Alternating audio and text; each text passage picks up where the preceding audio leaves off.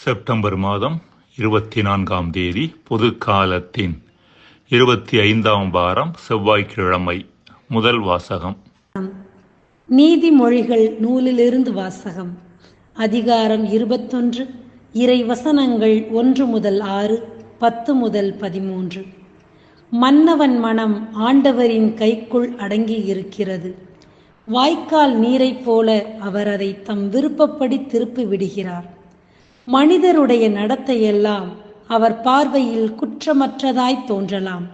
ஆனால் ஆண்டவர் அவர் உள்ளெண்ணத்தை சீர்தூக்கி பார்க்கிறார். பலி செலுத்துவதை விட நேர்மையாகவும் நியாயமாகவும் நடப்பதே ஆண்டவருக்கு உவப்பளிக்கும். மேட்டிமையான பார்வை, இருமாப்பு கொண்ட உள்ளம், இவை பொல்லாரிடம் பழிச்சென்று காணப்படும் பாவங்கள். திட்டமிட்டு ஊக்கத்துடன் உழைப்பவரிடம் செல்வம் சேரும் என்பது திண்ணம். பதற்றத்துடன் வேலை செய்பவர் பற்றாக்குறையில் இருப்பார். ஒருவர் பொய் பேசிச் சேர்க்கும் பொருள் காற்றாய் பறந்துவிடும். அவரது உயிரையும் அது வாங்கிவிடும். பொல்லார் மனம் தீமை செய்வதில் நாட்டங்கொள்ளும். தமக்கு அடுத்திருப்போரை அவர்கள் கனிவுடன் பார்ப்பதும் இல்லை. ஏளனம் செய்வோரை அடிக்கும்போது அதை காணும் பேதையராவது படிப்பினை பெறுவர். உணர்வுள்ளவருக்கு அறிவு புகட்டும் போது அவர் மேலும் அறிவுடையவராவார். நீதிமிகு இறைவன் பொல்லாருடைய வீட்டை கவனித்துக் கொண்டிருக்கிறார்.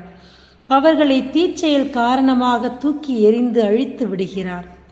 ஏழை கூக்குரல் இடும்போது எவன் காதை பொத்திக் கொள்கிறானோ அவன் தானே உதவிக்காக மன்றாடும் போது எவரும் அவனுக்கு செவிகொடுக்க மாட்டார். ஆண்டவரின் அருள்வாக்கு. இறைவா உமக்கு நன்றி. நற்செய்தி வாசகம். லூக்கா எழுதிய நற்செய்தியிலிருந்து வாசகம். அதிகாரம் 8, இறை திருவசனங்கள் 19 தொடங்கி 21 முடிய.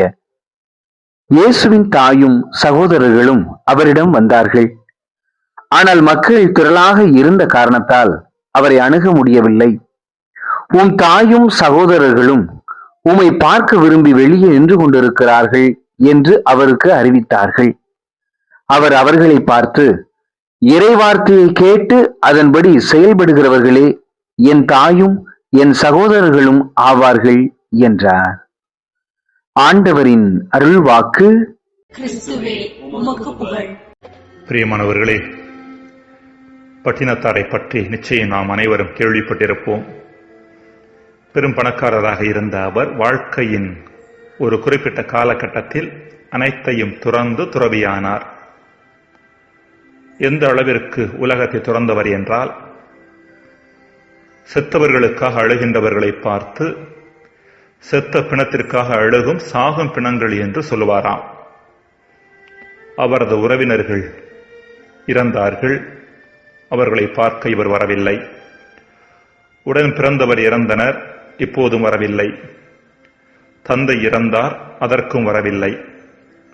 இறுதியில் தாய் இறந்தார், இதற்கு அவர் வரமாட்டார் என்று அனைவரும் நினைத்தார்கள்.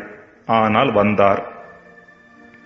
முந்தி தவம் இருந்தே 300 நாட்சுமந்தே என்று பாடி தன் தாயின் இறப்பை நினைத்து அழுதாராம். அவர் துறவரம் மேற்கொண்ட போதே அவரது தாய் ஒரு துணி முடிச்சை அவரது இடுப்பில் போட்டு, நீ எங்கிருந்தாலும் என் மகன்தான், இந்த முடிச்சு அவிழ்ந்தால் நான் இறந்து விட்டேன் என்று அர்த்தம், எங்கிருந்தாலும் வந்து கொள்ளிவை என்று சொல்லி அனுப்பினாராம். அன்பிற்குரியவர்களே, ஒரு மனிதரது எல்லா உறவுகளிலும் மேலான உறவு தாயுடன் கொண்டுள்ள உறவு. மனித உறவுகள் பெரும்பாலும் நம்பிக்கையின் அடிப்படையிலேயே இருக்கின்றன. நம் தாயும் சமூகமும் ஒருவரை சுட்டி காண்பித்து இவர்தான் உன் தந்தை என்று சொல்லும் போது அவர்களது வார்த்தைகளில் நம்பிக்கை கொண்டு தந்தையோடு உடனான உறவை கட்டியெழுப்புகின்றோம்.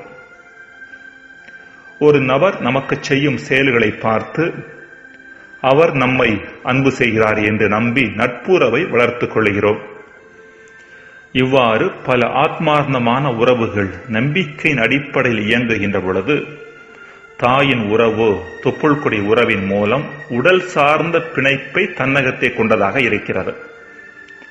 இதன் காரணமாகவே ஒரு மனிதருடைய வாழ்வில் மற்ற எல்லா உறவுகளையும் விட தாயின் உறவு மேலான ஒன்றாக இருக்கின்றது. எல்லாவற்றையும் துறந்த பட்டினத்தார் போன்ற மிகப்பெரிய துறவிகள் கூட தன் தாயின் உறவை இறுதி வரை பற்றி பிடித்திருக்கின்றார்கள். இப்படிப்பட்ட ஆத்மார்த்தமான தாயின் உறவை இயேசு இன்றைய நற்செய்தியில் உதாசீனப்படுத்துவது போல தோன்றுகிறது. நாம் அனைவரும் அறிந்தது போல பல பிரிவினை சபையார் இது போன்ற பகுதிகளை பிடித்துக்கொண்டு அன்னை மரியாவுக்கு முக்கியத்துவம் கொடுப்பது தவறானது என்கின்றனர். அன்பிற்குரியவர்களை, இன்றைய நற்செய்தியை நாம் 2 விதங்களில் பார்க்கலாம். ஒன்று, ஆத்மார்த்தமான தாயின் உறவை இயேசு பிற உறவுகளில் ஒன்றை போல பார்த்து அதை தள்ளி வைத்தார் என்று பார்ப்பது. 2, பிற உறவுகளை ஆத்மார்த்தமான தாயின் உறவை போல நெருக்கமாக கருதினார் என்று பார்ப்பது. அதாவது, வழக்கமாக சாதாரண மனிதர்களாகிய நாம் தாயின் உறவை மிக நெருக்கமானதாகவும் ஏனைய உறவுகளை கொஞ்சம் தள்ளி வைத்தும் பார்ப்பது வழக்கம். ஆனால் இயேசுவோ இப்படிப்பட்ட எல்லா உறவுகளையுமே தாயின் நெருக்கமான உறவின் உயரத்திற்கு கொண்டு சென்றார் என்று பார்ப்பது. வேறு வகையில் சொல்ல வேண்டுமெனில்,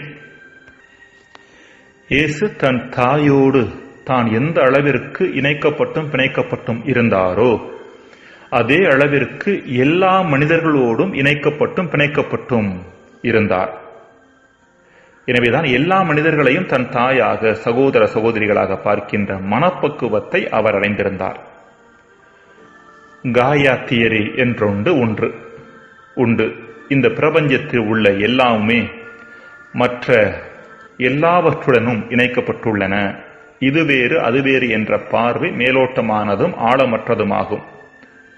வாழ்க்கையினுடைய ஆழத்திற்குள் சென்றவர்கள் இந்த பிரபஞ்சத்தில் உள்ள அனைத்தும் ஒன்றோடு ஒன்று இணைக்கப்பட்டுள்ளன என்று சொல்வதே இந்த காயா தியரி என்பது. வாழ்வின் முதிர்ச்சி என்பது இறைவார்த்தையை கேட்டு அதை செயல்படுத்த முயற்சி செய்வதன் மூலம் நாமும் வாழ்வின் ஆழத்திற்குள் பயணித்து அந்த இணைப்பை கண்டுகொள்வதாகும். அந்த இணைப்பை கண்டுகொள்ளும் போது நமக்கும் இயேசுவுக்கும் இடையேயான உறவானது மரியாவுக்கும் இயேசுவுக்கும் இடையேயான உறவை போன்று ஆழமானது என்பதை உணர்ந்து கொள்வோம். ஜெபம். இறைவா, இறைவார்த்தையின் ஆழத்திற்குள் பயணிப்பதன் மூலம் உம்மோடு உள்ள உறவின் ஆழத்திற்குள்ளும் பயணிக்க வரம் தாரும். ஆமேன்.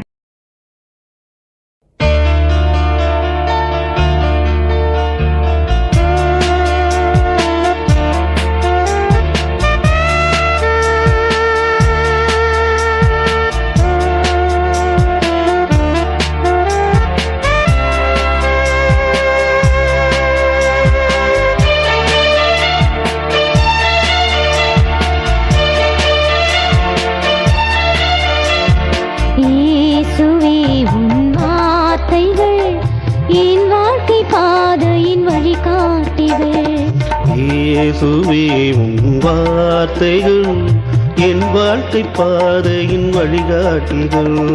தடுமாறும் என் வழி பாதையில் துணையாகுமே உன் பாதங்கள். தடுமாறும் என் வழி பாதையில் துணையாகுமே உன் பாதங்கள். அருள் தெய்வமே, ஒளி தெய்வமே, என் நாதனே, என் நண்பனே. அருள் தெய்வமே, ஒளி தெய்வமே, என் நாதனே, என் நண்பனே.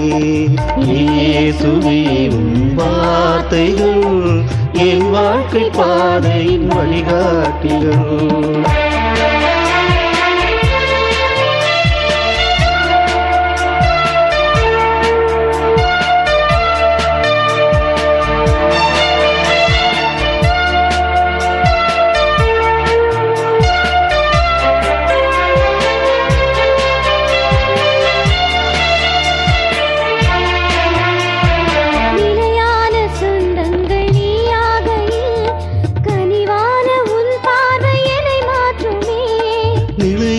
சொந்தங்கள் நீயாகையில் கனிவான உன் பார்வை என்னை மாற்றுமே. என் சோகங்கள் பறந்தோடுமே, மறுப்பாதையில்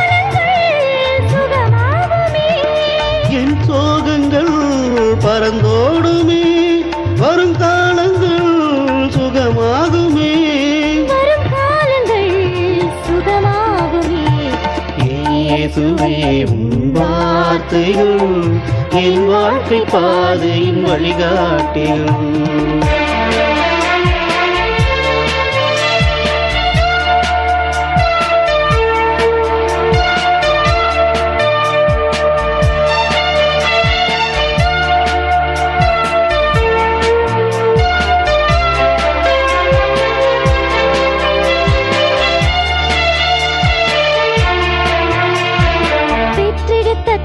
என்னை மறந்தாலுமே மறவாது என்னை காக்கும் மணி தெய்வமே. பெற்றெடுத்த தாய் என்னை மறந்தாலுமே மறவாது என்னை காக்கும் மணி தீபமே. கவி பாடுவேன் சுகம் காணுவேன் புகழ் மாலைகள் நான் சூட்டுவேன். கவி பாடுவேன் சுகம் காணுவேன் புகழ் மாலைகள் நான் சூட்டுவேன். புகழ் மாலைகள் நான் சூட்டுவேன். இயேசுவே உன் வார்த்தைகள் என் வாழ்க்கை பாதையின் வழிகாட்டிகள். இயேசுவே உன் வார்த்தைகள் என் வாழ்க்கை பாதையின் வழிகாட்டிகள். தடுமாறும் என் வழி பாதையில் துணையாகுமே உன் பாதங்கள். தடுமாறும் என் வழி பாதையில் துணையாகுமே உன் பாதங்கள். அருள் தெய்வமே ஒளி தெய்வமே என் நாதனே என் நண்பனே. அருள் தெய்வமே ஒளி தெய்வமே என் நாதனே என் நண்பனே. இயேசுவே உன் வார்த்தைகள் என் வாழ்க்கை பாதையின் வழிகாட்டிகள். இயேசுவே உன் வார்த்தைகள் என் வாழ்க்கை பாதையின் வழிகாட்டிகள்.